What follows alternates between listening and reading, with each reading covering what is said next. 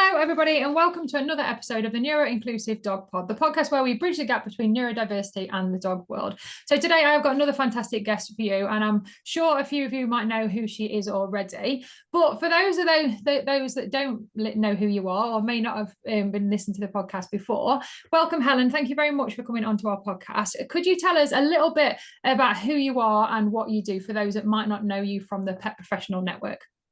Hi everyone, my name's Helen Motteram. I'm from Cheltenham, a little town in Gloucestershire. I'm a business coach and a speaker and also a pet behaviourist. So I specialise with anxious dogs and rescue animals as well. And I also run a bird rescue centre. So it all sort of comes together in its own sort of special way.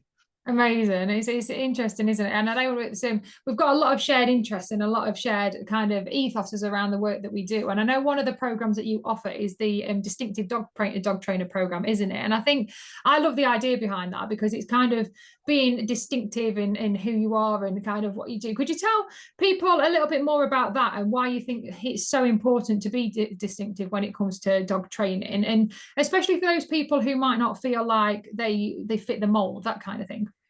Yeah, so quite a while back, I kind of saw a gap in the market where I felt that people weren't being their unique selves and kind of holding back. Mm-hmm. So I created the Distinctive Dog Trainer to help people embrace their individuality, their quirky differences, and help find that niche and passion. Because I know when I wanted to kind of fully, involve myself with anxious dogs, I was a little bit worried. I was like, oh, can I really call myself an expert? And I had a lot of things holding me back. So this course was all about embracing your individuality and actually going, right, I'm going to follow that passion. And it is a business support course, but we bring in some geek outs as well, because we all love a geek out.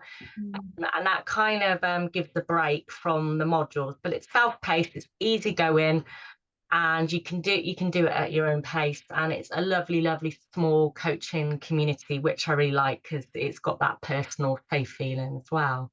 Yeah, amazing. I think that's really important, isn't it? And I think especially as neurodivergent, like as a neurodivergent person myself, one of the things I noticed is a massive shift in my kind of business, but also in how I felt as well when I started to kind of embrace who I was. So for me, I kind of like felt for a lot of years a bit like an outsider in the dog world, that I wasn't really quite fit in, and especially in the agility world where it's quite competitive, and I kind of tended to do things differently to everybody else. And knowing now that I'm neurodivergent, because I only had my diagnosis in June last year, and it went through a few stages. So the first of all was like just knowing about an awareness of this is a possibility, and then getting the diagnosis and stuff, and then with that came like a level of acceptance, and then that was fine. It kind of started making sense to me, and I was like, instead of feeling the outsider, I was like, oh, that's why this happens, and that's why this happens. And then that's one of the reasons why I started the podcast and the group and the work that I'm doing as a neurodivergent dog coach, is because I think there's a massive gap in the market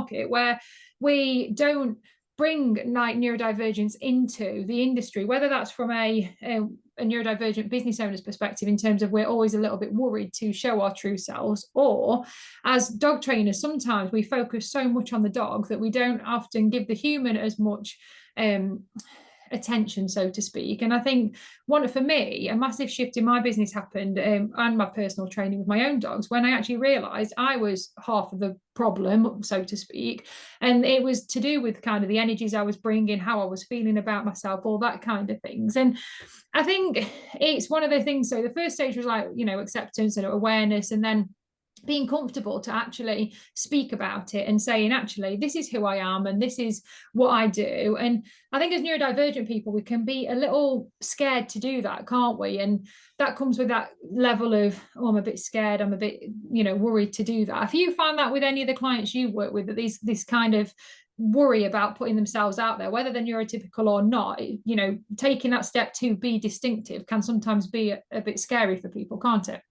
Yeah, I think a lot of people feel like they're bragging. So we're kind of brought up to say, don't share your success stories, And I know that a lot of people don't share most parts of their life, maybe for personal reasons, but there are some really milestones that we can share. And actually by celebrating things, we create this lovely community around us. And I always say, when it's your story and your experiences, no one's going to judge you for that.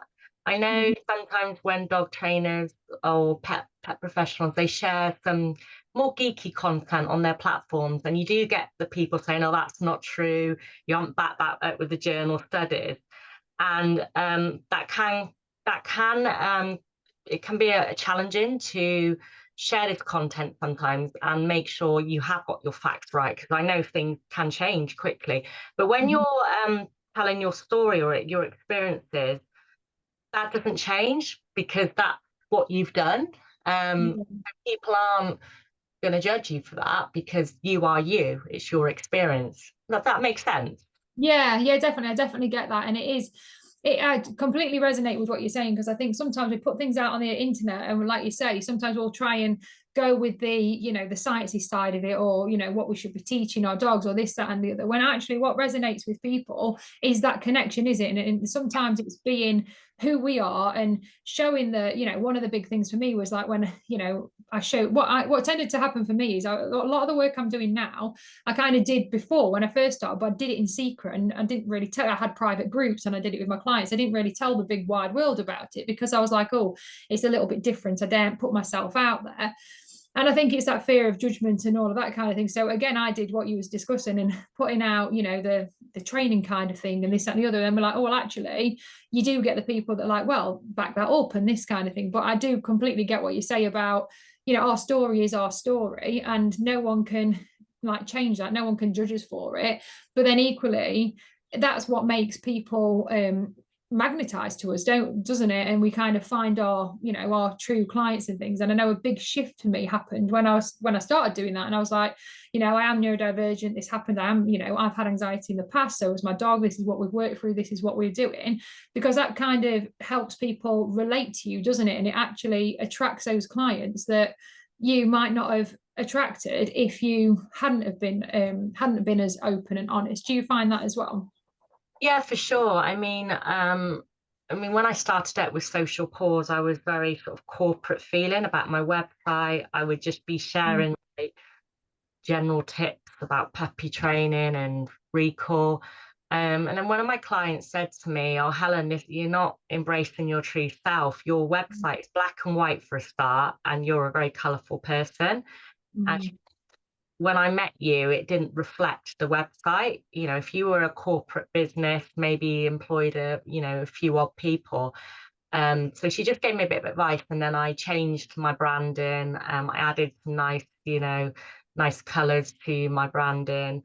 And then I started sharing my story more. And then I felt like the type of clients then who gravitated towards me understood me. And it wasn't just other neurodivergent people, it was also people who had the same interest in me. So I would talk about my marathon journey, I would talk about my little mini, and I'd kind of rock up at people's houses and I'd see a mini parked outside or marathon pictures on the wall. So people do buy people, and they're looking to work with someone who is similar to them and understands their needs, whether that be their needs as a person or their life experience. There is that kind of familiarity there, so that's so important. Yeah, and definitely what I picked up on there as well is it, like the key word that came out of that for me was kind of connection. So people are looking for connection, aren't they? Like you say, whether it's connection from a relatable dog training story, maybe they're, the trainer has a dog that is similar to traits that their dog is showing, but also it could be, like you say, a personal connection, like you spoke about with your marathon journey, or it could be I think us as humans, we are seeking that connection. We're social species, social beings, aren't we, I suppose? And it's like knowing that one of the things that I've always said when I started this whole neurodivergent things off, and one of the things that made me like realize actually this is why I've been so isolated, this is why I've been feeling like I did, is because it comes around the word safety. And when we speak about safety, we kind of think of physical safety, and if whether physical harm is going to come to us. So, but for me, it was more on an emotional level, because when I was going to training classes, I didn't realize it was safety. I didn't realize it was just me not feeling safe enough to be myself, and I wasn't creating those kind of connections because I felt like the odd one out. I felt alienated, and it's yeah, that kind of resonated with what you were saying there about it is we are seeking this connection, and I think we spend a lot of time with dog trainers looking at the connection between the owner and the dog, but I think it's more than that as well, isn't it? I think sometimes the connection of us as trainers with our clients, that is so important, because it's about creating that, it's like a kind of a three-way relationship, isn't it, when you're helping people with the dogs? 100%. I think, yeah, connection is such an important word. And then I do focus that on the communities I create. So like we do a dog walking group every first of the month, and do that liaising with a local pub. But what I found, it because we were able to make those connections because the pub landlords are very unique individuals, and they embrace this community feeling, and this pub now runs several different events a week, bringing the kids together. And this pub has never really succeeded. So landlords come and go, but this they seem to, they've stayed, and that they're really doing well. So it's that in a community, whether it be a dog walking community, they've got a running community, and they've just set up a business group there. So it is that feeling of, you know, coming together, which is really important. Yeah, and I think that's it. It's like creating that connection and creating that kind of, like you say, the communities. And it's, I think as neurodivergents, a lot of people feel very isolated. I know I certainly did, and thinking like, oh, I'm the only one feeling, because we're not the best at being open and saying, you know, this is us, this is, you know, I definitely wasn't for a lot of years. I've been hidden away and felt like the odd one out and things. It wasn't until I completely embraced it and thought, you know what, there's a gap in the market here. I need to, if I'm feeling this way, other people must be feeling this way, and let's just see what we can create with it. And I think when it comes to the dog industry, it can be quite hard, can't it, to put yourself out there and do something different. What do you think stops people when it comes to showing up as themselves? What do you think holds them back from actually being themselves online or maybe in person? I think it is that judgment, you know, if I put that video out of me training my own dog, are they gonna, you know, people gonna criticize the way I'm doing it? And also, you know, the feeling that, oh, I don't want to put that post up because someone may have posted about that last week. We do, you know, a lot of posts do come up time and time again. You know, I was always the don't worry, my dog's friendly type post, but I've kind of stepped back a little bit now from them, because I've noticed a lot of those posts, but now I've kind of changed those posts to incorporate my journey.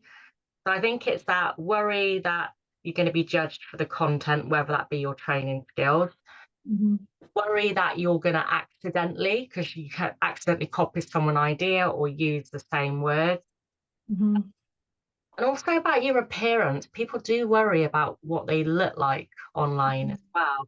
Had one client, and she didn't like showing her face, but she would show other shots, like from behind, or her shoes. She had these like funky shoes, and that became her kind of niche, these funky shoes. And now when I always see her pop up, I'm like, oh yeah, I know who that is now. Like, it's just, so you have to always be like, yeah, here's my face everywhere. You can do it in a more subtle way. You can show up without feeling braggy. And that is the other thing. People feel like they're showing off, but they are definitely not. So. Yeah, definitely. It's so difficult, isn't it? I mean, the dog training industry, it's got some lovely parts, but it's also got some kind of negative bits to it as well. And I think one of the things you touched on there was that, you know, that like competition, in terms of someone might have posted about something quite innocently and then didn't realize that someone else had posted about it. And then it can quite quickly become, oh, you have copied me. But then with that comes confrontation, doesn't it? And as neurodivergent individuals, we hate well, I personally hate confrontation. I will avoid it at all costs usually. So I think it's that element as well, isn't it, about worrying that we're going to upset somebody else, and worrying that what others are going to think or what they're going to say. And it's kind of sometimes you do get the horrible people online. But one business person said to me once, they said, once you start getting trolls and negative comments, you know you've made it, because it's kind of like you're at a level where you've made it if you're getting that. Yeah, and I think sometimes we'll put a post up and they don't read the whole thing, or they just see a photo and it's a snapshot in time. Because my work with the bird rescue work has been under scrutiny previously. So now I do have to be a little bit more, like I'll put like a disclaimer down the bottom, or just a little bit of a, just to make sure that when they're reading it, they understand. Because I know some people go, oh, Helen with a bird again, and she's playing around and having fun, but actually, no, it's not like that. So sometimes you do have to, we don't want to do that because it kind of takes the fun out of it a bit. But sometimes I just do put a little bit at the bottom now, just to reassure people and reassure myself that the post is actually coming about the way that I wanted it to come about. But some people will read a different message, but it's going to happen with everyone, it always is. Yeah, and that's it. And I think with online, with text anyway, it can happen with messages, can't it? It can happen with anything. The way that we intend to say something, especially as neurodivergent people as well, because people have different styles and different ways that they perceive things, different way they say things. So I think it's sometimes hard. We might put things out there with all the good intentions, yet someone else might read it a different way and stuff. And I think it's tricky, isn't it, to get the messaging and everything right to suit everybody. And I think sometimes you're not going to suit everybody. And I think understanding that and understanding that, just as long as you're doing your best and you're doing it from a good place and you're wanting to help your ideal clients or whoever it might be, I think sometimes we have to just kind of like dial things back and think about that, don't we, when it comes to actually posting? Because otherwise sometimes you can get stuck in, I'm not ever going to post, or I'm never going to show myself online, because you might upset somebody. But also it's kind of think of the people that you want to help. How many people are you going to help by putting that post out there? And we've all got different styles. I mean, and when I first started as a business coach, I was pretty blunt actually, but I've changed that now, because if I had a business coach or someone supporting me, I wouldn't like that bluntness, but I was doing it because that's how I am. I'm quite blunt. I didn't realize that. So my tone has changed now, my voice, to reflect, my nature. And I do put the occasional emoji because I know people might read it wrong. But there are business coaches out there are dog trainers out there who might be blunt people. And if that's their true self and that attracts the right clients, be that blunt person, But if you want to be the dog trainer or the business coach, or that gently nudges someone along and that's how you work, then that's great too. You just have to find out what type of professional you are and what works for you, rather than going, I'm going to change for other people. So kind of know your audience. I think that's really important. Yeah, definitely. And I think, you touched on it there, that the messaging, the kind of, when people tend to think about dog training, I think what tends to happen, and what I've seen, is like we set up as a dog trainer and then we think, oh, we need to get ourselves online more. And then we realize that we need to start learning about sales or marketing. And then messaging is a big part of that as well, isn't it? And I think sometimes we focus on the sales or just focus on the sales, but I think messaging is massive when it comes to any kind of business, but particularly in the dog world, because that messaging kind of tells people who we are, isn't it? What we stand for as a person, what we stand for, our values, who we want to help, those kind of things. And you touched on it there about how your messaging has evolved over time. So was that kind of like a conscious shift to that, or did it just naturally evolve? I think there was too much pressure. So I used to say to my clients in dog training and, coaching, show up every day. And actually, no, you can show up every day, but it's the way you're showing up. So then I went on to sort of say, you've got to post 3 times a day and all that. And I learned, actually, no, you don't have to post 3 times a day. So I have like my minimum and maximum dosage, something I learned off a group that I really, really recommend. And basically what it said, you don't have to be your best every day. There can be days where you have a bit of time offline. You don't post, you don't even show up. Actually, with social pause, I probably show up once a week online now. I don't do a lot of work because it's ticking over. But for some of my other work, I might show up more frequently if I really want to kind of engage my audience, or if it's a new message. So I think there shouldn't be that pressure of we have to post 50 times on Facebook, get out and network. Just it's quality rather than quantity, Yeah. off now, because I think that message showing up every day, that doesn't work for everyone, and it's not. No, definitely not. And it's interesting as well, because like you say, we always talk about or people talk about consistency, like you say, people need to show up, but if they're feeling that pressure to show up every single day, and they're not, you might wake up one morning and not feel it and not really want to, you're not really showing up authentically then, are you? And I think that's the thing. It's about, for me, it's definitely being about just being our authentic self. And don't get me wrong, it's sometimes a bit of a journey, isn't it, to work out who we are and what we want to do and why we want to help. And it might have changed from, mine has definitely changed from when I first started. But I think when it comes to taking those initial first steps, and for some people it might feel like a big leap to just suddenly become, start being open, especially if they've hidden behind a certain type of post or things like that. So if anybody's listening that wants to start dipping their toes in the water and putting more of themselves out online, what would you suggest as a kind of like a gentle first couple of steps to do that? So I start by slowly tweaking my content on my website. So it might be that, when I started Social Pause, I called myself a dog trainer, but now I call myself a specialist with anxious dogs. But I wouldn't have had the confidence to do that at first, even though I work with anxious dogs and it was predominantly my audience. So I started to change the wording slowly, and then change the blogs to kind of encompass it. When I'm sharing content online, I tend to share it when it's a particular day. So I think it was like National OCD Week quite recently. Because that resonated with me, I was able to share that. And of course, it was like a national day or week. So it kind of made sense.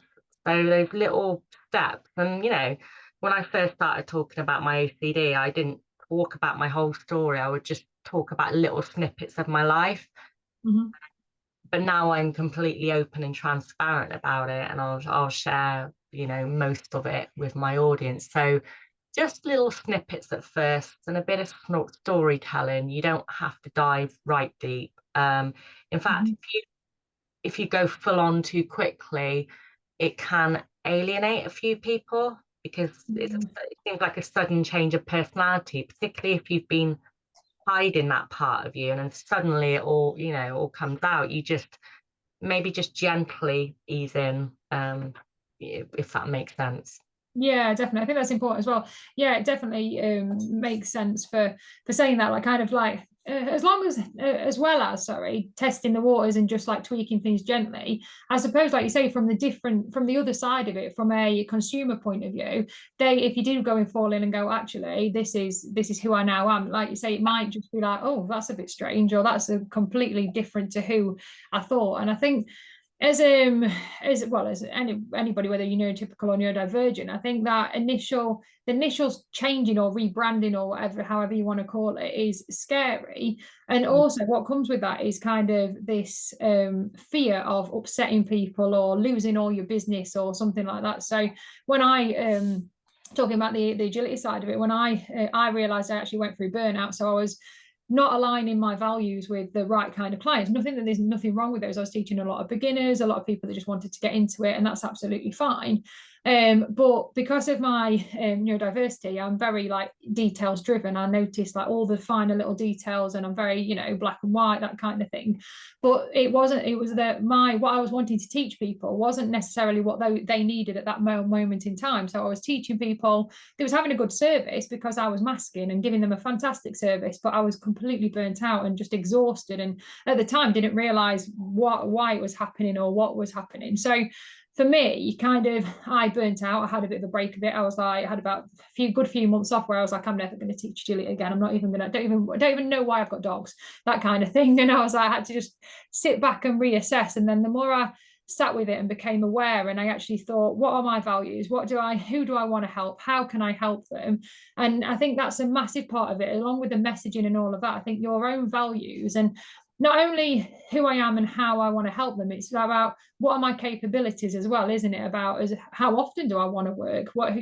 Those kind of things, especially when you think about our own needs as neurodivergent people. We might only be able to, deal with one client per day, or one in the morning and then not one till later on in the afternoon. So when it comes to building a values-led business, how has that looked for you, and what advice do you give your clients when it comes to balancing those kind of things out?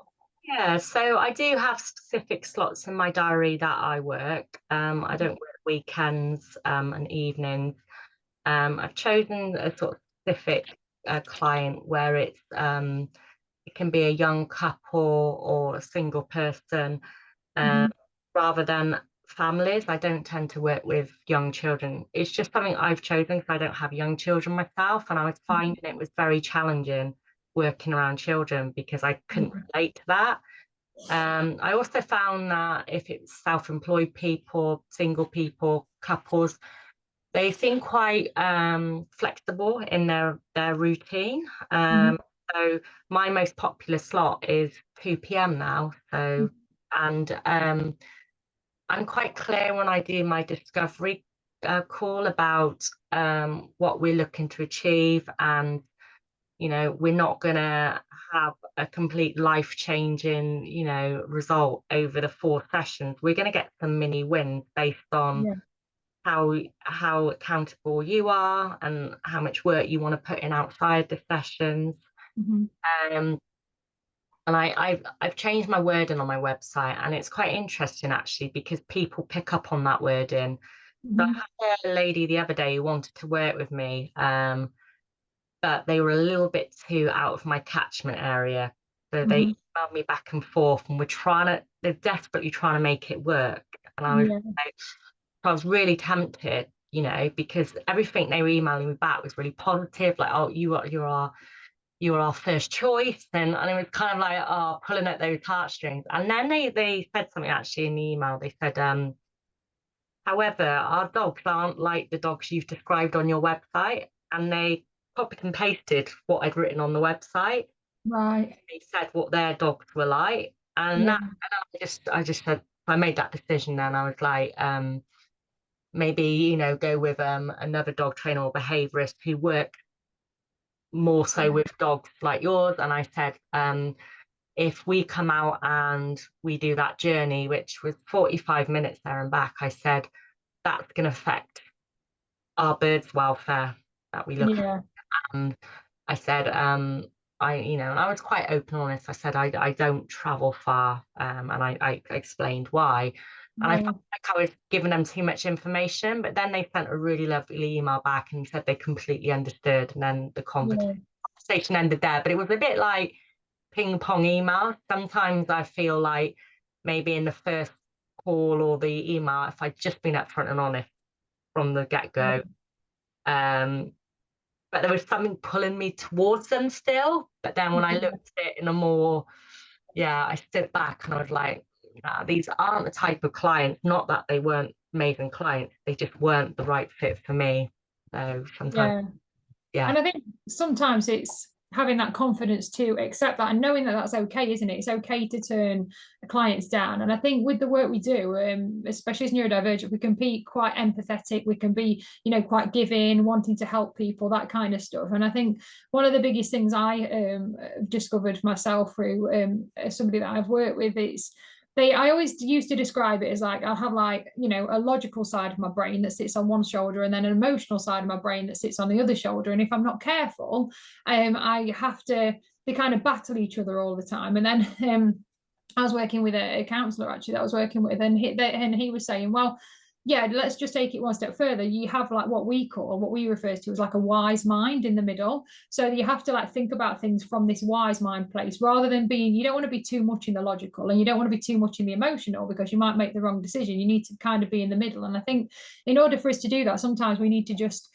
step away, don't we? Have a bit of time, and it's like not responding to emails straight away, or not making initial, being okay with saying, oh, let me just have a bit of time to think about that, I'm not sure how it works, or however it is, however you phrase it so you're comfortable. So then it gives you that little bit of time to make your mind up, because I think sometimes we can feel like, oh, we want to help everyone, can't we? And sometimes it's about having that time to think which side of the brain am I responding with, and why. Do you find that? Yeah, definitely. Like the emotions do play a big part, because I'm like in the rescue bird world, I have people ringing me. I have 20 calls a day at the moment, and you must pick up this bird, it's going to die. And like, people emotionally guilt me, and I'm like, no, we have reached capacity now. I have a capacity for a reason, otherwise the welfare will be compromised. And I think that's the same as dog training. You know, I have 5 clients a month. If I put an extra one on that's sick, then I'm not doing my job to my best ability. I know that. So I do find that some people will try and really persuade you. And I don't like that, because that does play with that emotional side, doesn't it? And then we start questioning ourselves. So I think sometimes, again, just make those boundaries very, you have to make them super, super clear, whether it be on your website, your socials. Just keep repeating that message. Don't care if you repeat it 100 times, you know, 5 clients a month, 5 clients a month. That's all I take on. 35 birds, no more than 35 birds. And it gets a bit boring sometimes, but then the message just drum home. I had someone tag me in a post the other day. They were looking for someone who wanted to rescue a pigeon. Helen doesn't rescue pigeons anymore. She rescues corvids, and she's only got capacity for. So my message was obviously prominent there, because I kept talking about it. So don't be worried about driving that message home and reminding people, you know, that's so important. Yeah, and I think that's it, isn't it? And I think as well, it's finding ways to relay that message in a way that it makes us comfortable. One of the things I massive struggle with is that confrontation point of it, and being like, oh, you know, I want to tell. I used to, for years, I used to be like, well, actually, I'm telling the client this, but I really want to tell them this, but because this is what I want to be doing, this is where my values and boundaries are. But I find myself telling them this because that's easier for me, because I don't want the confrontation. So I think it can be difficult. And I think one of the things that massively helped me is having like certain things on, not necessarily a boundaries page on your website, but having somewhere that you can refer them to, like saying, oh, like a terms and conditions or something like that. So it's not as confrontational. Do you think that's a good idea, to kind of make it, to kind of ease you in, if you're not, you know, if somebody's listening who's a little bit worried about, you know, maybe they're attracting the wrong clients, or maybe they're doing things that they don't want to do, finding kind of easy, comfortable ways for them to make those changes that don't seem as scary as that confrontational exchange?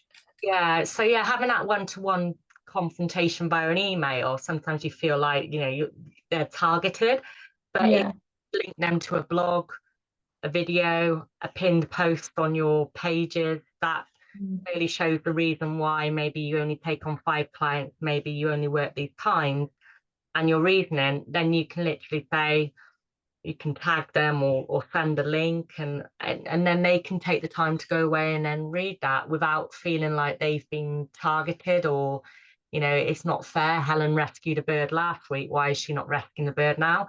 I've just seen Helen, you know, training a dog in Cheltenham, but she said she couldn't take me on.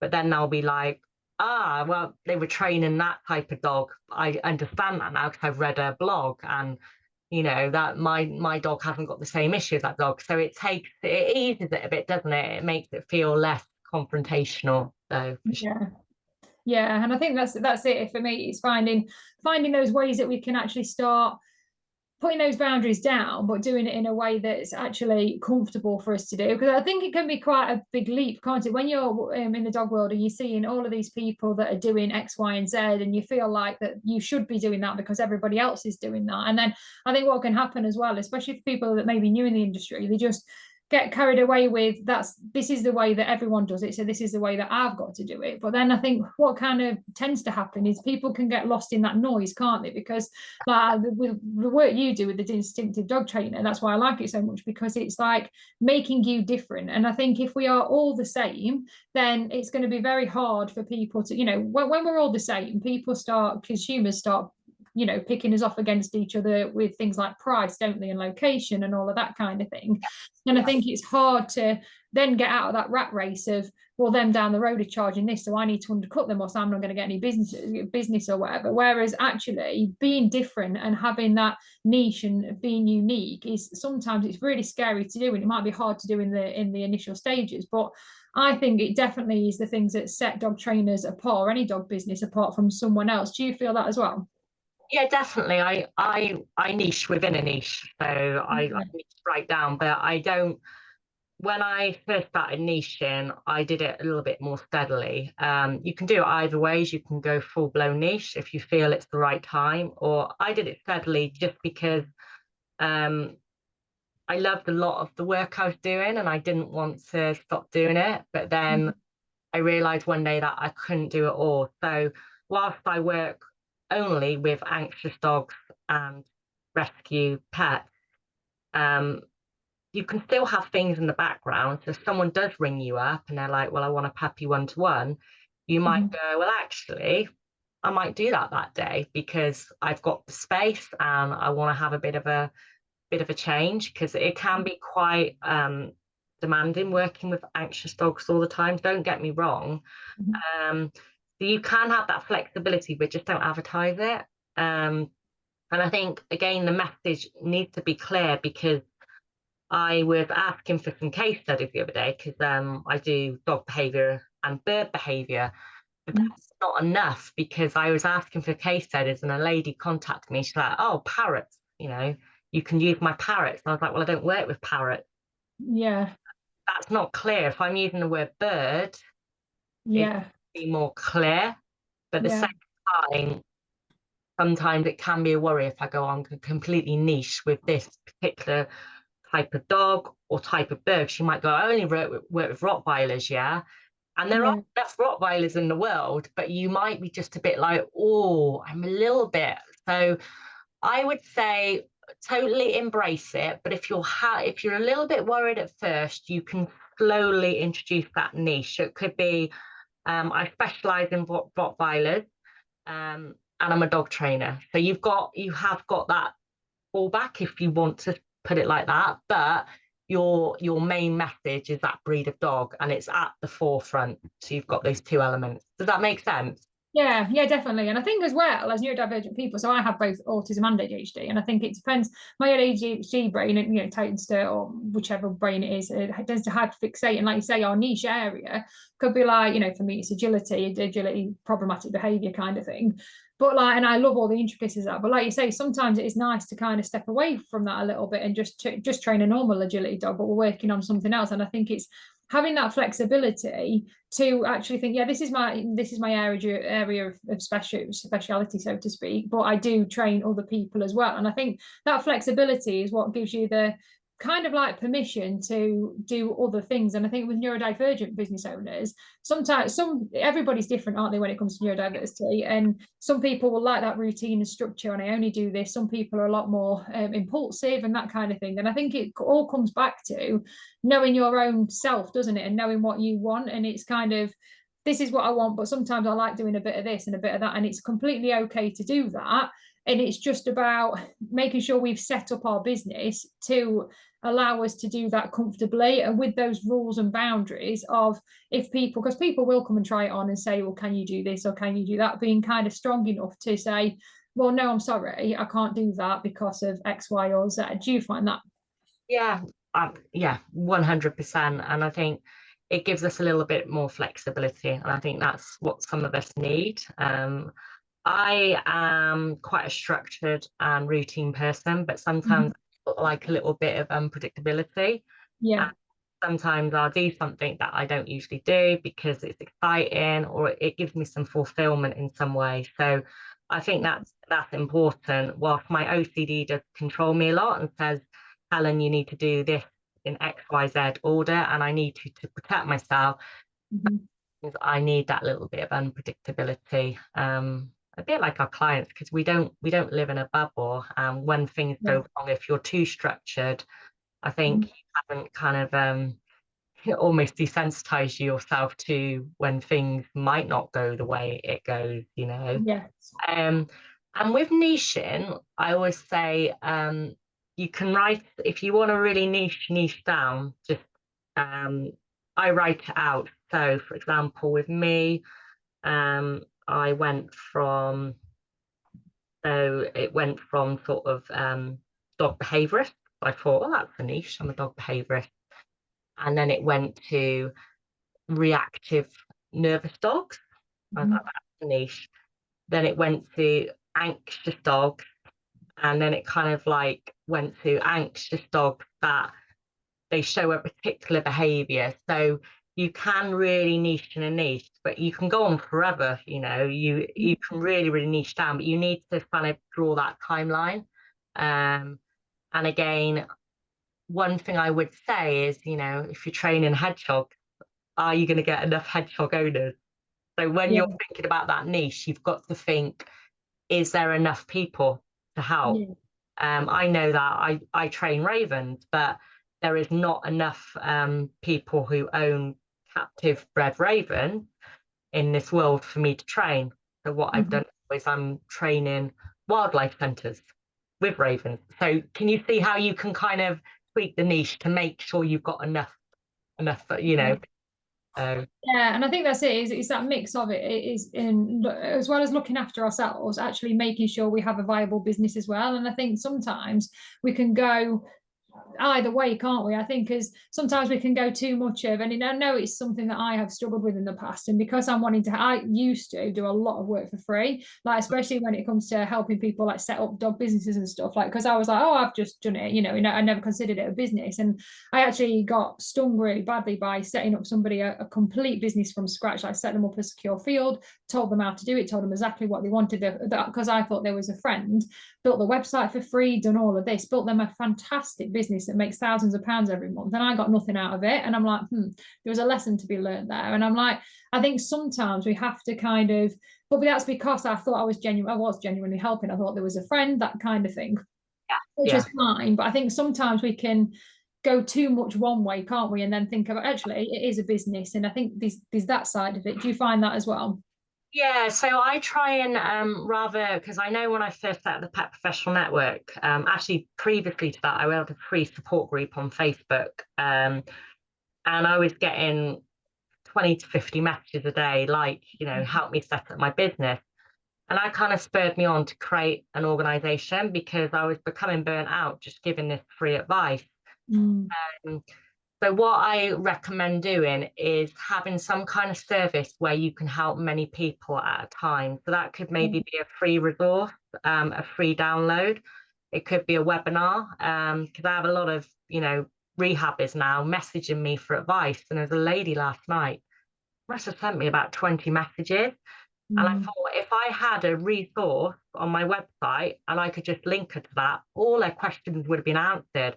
But was there trying to explain the same thing I'm doing time and time again. So what I've put on my website is I've got some free resources, but then if they want Helen, the one-to-one version, or a speaker, and come out in person, then that's when they need to pay, because not everything can be free. So I'll give little tiny snippets, but if you want Helen, you literally have to pay. So otherwise, otherwise, we wouldn't be able to feed our own family and pets. We wouldn't be able to do anything. And I think that's the problem. Some people still think, oh, it's a hobby business, but it's not. You are literally saving animals' lives. And I think we need to drill that message down. We are not a hobby business. We are as important as that plumber, the electrician, and we have a very important role.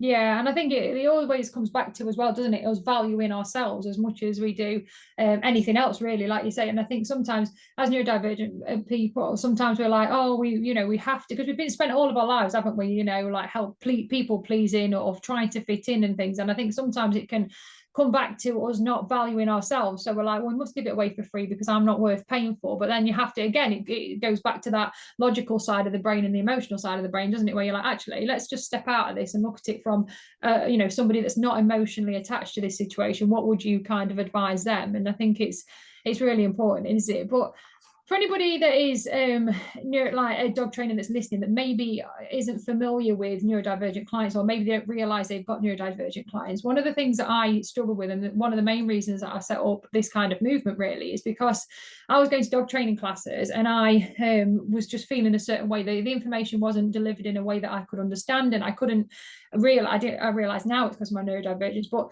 if I was focusing on my dog, I couldn't take in the information that they was verbally saying as well. I couldn't just do the two things at once, and then I would feel like the odd one out, or that my dog was naughty, or those kind of things. So when it comes to dog training, and the kind of the work I'm trying to do is trying to make more dog trainers aware of their neurodivergent clients' needs and what that might look like in a class. So what are your thoughts on that? Is there any kind of things that you think that dog trainers could be looking out for when it comes to helping their neurodivergent clients?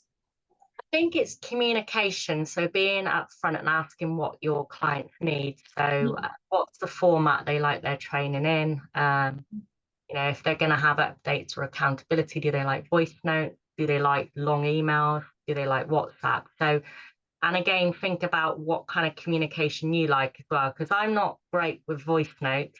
Yeah, a lot of my clients like voice notes. So now I tell them, I say, please don't give me an 8-minute voice note, because to me, I get very, very anxious. So I say, just a quick 1-minute voice note. And if you can you write it down? And if they can, I just say, let's grab a telephone call. I'd rather have a turbo call than lots of writing or a massive voice note. So communication, understanding what are their preferences. I think that's really important. And a good example, I went away this weekend to a little trip, and all my running friends hired out this house. But there was little things that would have made it run a little bit more smoothly for me, because I didn't realize certain things about when you meet a big group of people in a house environment, how, you know, the breakfast duty and the cooking duty. I didn't know any of this. So I was learning as I went along, and then I felt a bit like I didn't help out enough. But if I'd already known that information before, I would have gone in prepared and gone, right, 10:30 a.m. I've got to get, you know, the sausages frying on the thing. So communication is the way forward, and understanding someone's learning style as well. And just having that more personal feeling. If you're neurodivergent yourself, talking about that with the new clients. Obviously you don't want to tell your whole life story, but it will make them feel much more at ease if you have an understanding. And if you're not neurodivergent, do your research. So go out and find out about different people and their needs, because it will come a point where you will have a neurodivergent client, and if you've done the prep work and you've understood them, and they'll understand if you don't quite get their needs, as long as you're open with that and say, look, I might not understand everything fully, but please let me know if I'm doing something wrong. And I always say that, so please let me know if I've said something or something doesn't quite fit, or we'll tell you how to suck eggs as well. I always say that. Look, if I'm telling you how to suck eggs, please tell me. If I'm talking a load of jargon, please tell me. And then the last thing is, I have this thing where I forget words, or I make words. I don't know what it is. It's just a brain. I've done it all my life, and it's really embarrassing. So every new client I get, I tell them about this. And then I tell them about my hearing as well, because it can be pretty embarrassing if I miss what they're hearing. But once they know that information, they feel a bit relieved as well. And then actually they start opening up to me, which is pretty cool. Yeah, definitely. And I definitely resonate with that, because it's one of the things that, it's just saying that when you say, I sometimes do that. I sometimes like say the wrong word or get the word wrong, or just forget what I was meant to say. So I definitely can resonate with that. And it's like you say, I think it all comes back to having that openness and feeling okay with just being yourself, doesn't it? But also I think we put a lot of pressure on, we put a lot of emphasis in the dog training world to keeping up that CPD when it comes to different dog training approaches and different approaches and different things, different courses to do. But I think also there is loads of different things out there to help with the human side of it as well. And I think for me, before the dog world came into my life, I was going down the counselling and psychology route. I was, I had qualifications and I had it all mapped out to be a relationship counsellor. That's what I wanted to do. So I think a lot of my work that I did then actually it fits really nicely with what I do now, because I'm working with both kind of ends of the lead, so to speak. But I think when it comes to that, is like not just focusing on the CPD when it comes to dog stuff, but also maybe dipping the interest in the human side of it and things, and realizing that how can I communicate better with my with the owners, because ultimately if we know how to communicate in the way that they can understand best, or however it might be, we're going to get that better connection with the dog, aren't we? Because for me, we always speak about how the dog, you know, picks up on the owner's emotions and that kind of thing. And like from a personal point of view and from a professional point of view, I know if that person is stood in your class or even one-to-one and they're feeling a certain way, the dog's going to pick up on it, and then the dog's not going to behave like they're expecting, because, you know, when they're relaxed, they're, you know, doing a completely different thing. And I think it's about that much learning as much as we can about the kind of human element to it and what we can tweak, but also when it comes to starting to be more inclusive, actually thinking about it in ways that we don't then make that person feel excluded. Like, so for example, if somebody in a class needs a chair because they, you know, they need to sit down for whatever reason, we're particularly good at, you know, if a person had a physical disability, they'd have a chair and that'd be fine or whatever. But when it comes to neurodivergence, what people don't always realize is sometimes if you're overwhelmed and, you know, anxious, whatever it might be, you might feel fuzzy headed, you might feel dizzy, you might feel a bit out of sorts, and you might need a chair then, but it doesn't look like you need a chair. So instead of like just thinking, I know, there's nothing wrong with people, or they'll ask for a chair, maybe just, if, you know, if you've got the means to do so, put everybody a chair out, so you're not excluding that person. 100%. Yeah.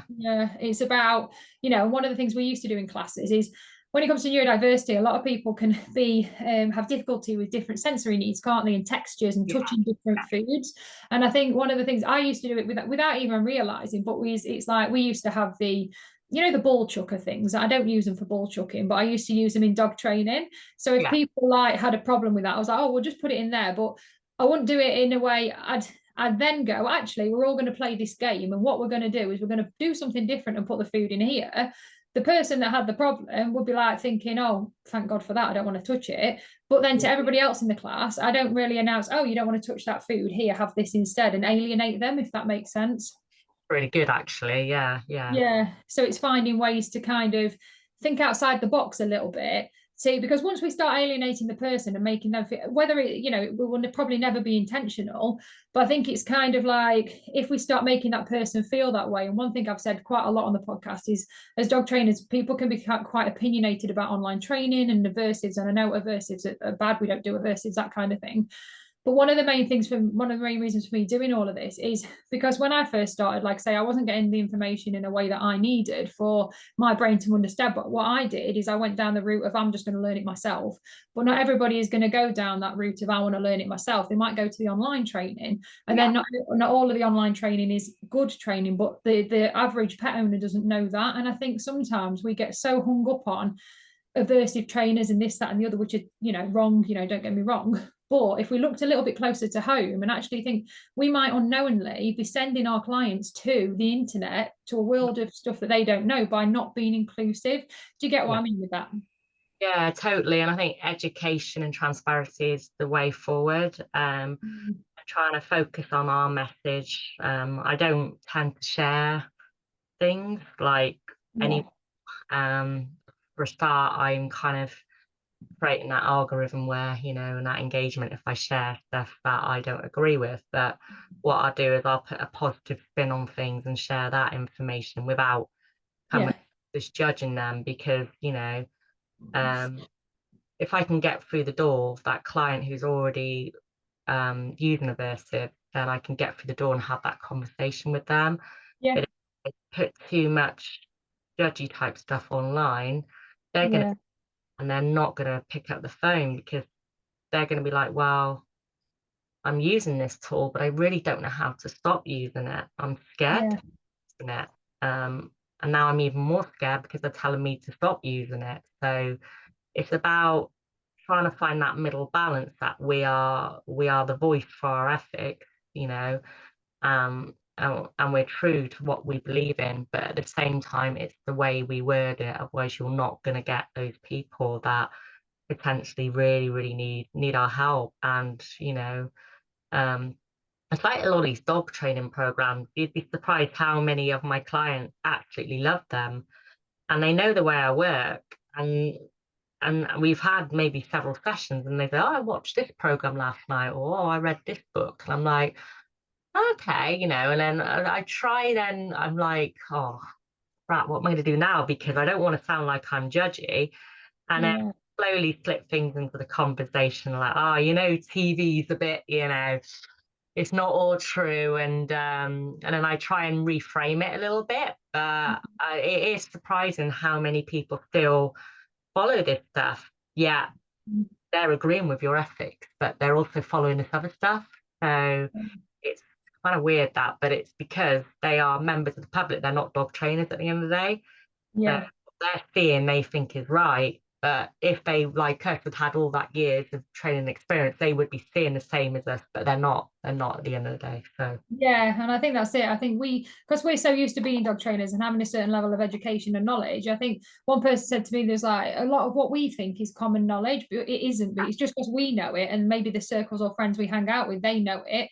But the general public and a high percentage of our clients don't know it. It's just because it's common to us because we know it, and that's what we do every day. But there's a lot of stuff out there that isn't, that isn't common knowledge. And I think as well that was important what you touched on about how we don't know the place that the client is coming from. So for example, like you say, if they've been watching these programs or using the aversives themselves, if we went all out and said, don't use this, it's bad, it's that and the other, I can think of an example that I had a client come to me, an agility client years ago. She's been training with me years now, and she came to me. She never once ever disclosed that she'd used a collar on her dog, and it wasn't until the last few months because she came to me with normal collar and everything on. But I knew there was something not quite right when I first started training him, because he came for agility. Because every time you kind of went to touch his collar, he would have bit you if you hadn't have noticed the signs. And then it wasn't until months later, and we work with it, it's fine, he's a fantastic dog now, he'll let you touch him, all that kind of stuff, doing all right at agility. But it wasn't until all of these times later that she admitted that she'd gone. I know she went to a trainer that, as far as I knew, she stopped using the trainer because he threw a chain on the floor and, used that kind of thing. She's like, I don't want that. But it wasn't until all these years later that I knew he'd actually had a shock collar on, even though I kind of thought it's funny with his collar being touched. It didn't, it wasn't a conversation we had. And it was because she felt like a shame of using it. But like you say, people get stuck in that rut of they've been told to do it. They pay money to trainers that tell them to do these things that work because, unfortunately they do work. That's a bad thing. But then they don't realize the fallout of it. And then they're embarrassed because they realize there's a better way, and they come to you because they want help. And if we started being judgy or anything like that, you're just going to send them off to either deal with it themselves or back to those kind of people, aren't you? Because they feel like they've got no option. yeah, 100%. Yeah. Definitely. So if anybody's listening, to finish off and kind of round all of this up, if anybody's listening and thinking, I want to start putting myself out there a little bit more, but I'm not feeling confident to do so, but it's kind of, there's something within me that wants to go a certain way with my business. Maybe it's showing more of themselves. Maybe it's working with a certain type of niche or area. What would you suggest for the first kind of steps for them to do so they can kind of like start putting those wheels in motion, so to speak, without it being too scary? Yeah, so I always say go back to your core story. That's always the first module on the DDT course. So your core story is your passion and the reason you started in the first place. Mm-hmm. Core story is all about Sally, my little Jack Russell I had. She was very anxious. To start showing little snippets of your core story, it could be maybe you started as a dog walker because you couldn't find anyone to walk your own dog. It may be that you had a really unpleasant experience and then you wanted to be, create your own business to stop these unpleasant experiences. It'd be like me, you had a dog like Sally that inspired you. So you start sharing these little snippets about something or someone in your business and this inspiration. Everybody loves storytelling. It doesn't have to be a massive story.